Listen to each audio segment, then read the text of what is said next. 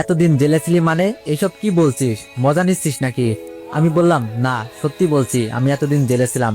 কিন্তু জেলে কেন, কিসের জন্য? আমার ভাগ্যের লিখন, একদিন তোদেরকে সব বলবো। স্যার খাতা হাতে রুমে প্রবেশ করলেন, যে যার জায়গায় গিয়ে বসলো। আমি যেদিকে তাকাই সবাই দেখি আমাকে কেমন চোখে যেন তাকিয়ে আছে। ওরা হয়তো ভাবছে জেল খেটেছি, নিশ্চয়ই বড় ধরনের অপরাধী ছেলেটি।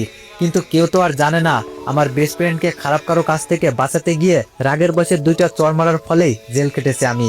তার খাতা ও প্রশ্নপত্র দিলেন। পরীক্ষায় প্রশ্নপত্র পাওয়ার আগে যতটা দুশ্চিন্তায় ছিলাম, প্রশ্নপত্র পেয়ে তা দূর হয়ে গেল। শুরু করে দিলাম লেখা। সবার আগে আমি উঠে দাঁড়িয়ে গিয়ে, স্যার অতিরিক্ত পেজ লাগবে বলতে স্যার সহ পুরো রুমের ছাত্রছাত্রী আমার দিকে তাকালো। এত তাড়াতাড়ি অতিরিক্ত পেজ নিব শুনে এক স্যার এসে আমার খাতাটা উল্টে পাল্টে দেখলো। আমি ভাবছি স্যার এমন করছে কেন। পুরো খাতা দেখলেন, পরে আমাকে খাতা দিলেন।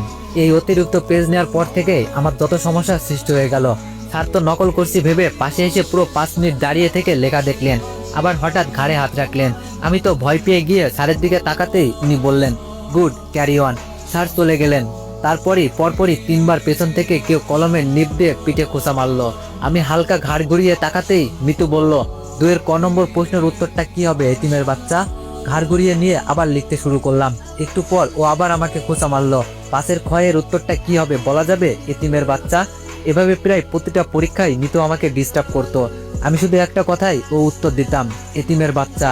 শেষ পরীক্ষার দিনে সব বন্ধুরা এসে বলল, চল সবাই আজকে পরীক্ষা শেষে ঘুরতে যাব।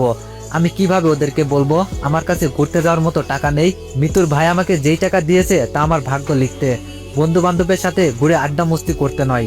ওরা কথাগুলো বলে যে যার জায়গায় গিয়ে বসলো। আমি পকেটে হাত দিয়ে দেখলাম মাত্র 20 টাকা রয়েছে। 20 টাকা গাড়ি ভাড়া দিয়ে 10 টাকা গাড়ি ভাড়া রাস্তা হেঁটে বাড়ি যাব বলে 20 টাকা নিয়ে এসেছিলাম। পরীক্ষা শেষে সবাই এসে ধরলো, চল তোকেও যেতে হবে। আমি বললাম, না আমার কাজ আছে, তোরা যা। ওরা সবাই চলে গেল। আমারও ইচ্ছা হচ্ছিল ওদের সাথে যাই, কিন্তু সেটা তো আর আমার ভাগ্যে নেই। মন খারাপ করে বাসায় গেলাম। হঠাৎ বালিশের নিচে আপুর ভাঙা বাটন ফোনটি ধরতেই আমার মন খারাপ মুহূর্তের মধ্যেই ভালো হয়ে গেল। মনে হচ্ছে আজ আমি পৃথিবীর সবচাইতে খুশি। মিতুর ভাই মাসুদ বলল, হ্যালো আবির, তুমি কোথায়? আমি বললাম, বাসায় ভাইয়া। মিতুর ভাই বলল, তাড়াতাড়ি হাসপাতালে চলে এসো, তোমার আপু কোমাই থেকে বের হয়ে এসেছেন। এইমাত্র হাসপাতালের নার্স ফোন করে জানালেন আমায়। আমি যাচ্ছি, তুমি চলে এসো। মাসুদ ভাইয়ার কথা শুনে আমার খুশিতেই চোখে পানি চলে আসলো। দৌড়ে গিয়ে দেখি মাসুদ ভাইয়া আপুর পাশে বসে আছেন। আমি গিয়ে আপুর দিকে চেয়ে থাকলাম। আপুর চোখ বেয়ে জল পড়ছে, সাথে আমারও। ডাক্তার এসে জানালেন, আপনার ভাগ্য অনেক ভালো, আপনার ভালো হওয়ার কোনো সম্ভাবনাই ছিল না, কিন্তু আল্লাহ পাকের দোয়ায় আর এই মানুষটার জন্য আজ আবার আপনি সুস্থ জীবনে ফিরে আসলেন। মাসুদ ভাই বলল, আচ্ছা আমি আসি তাহলে।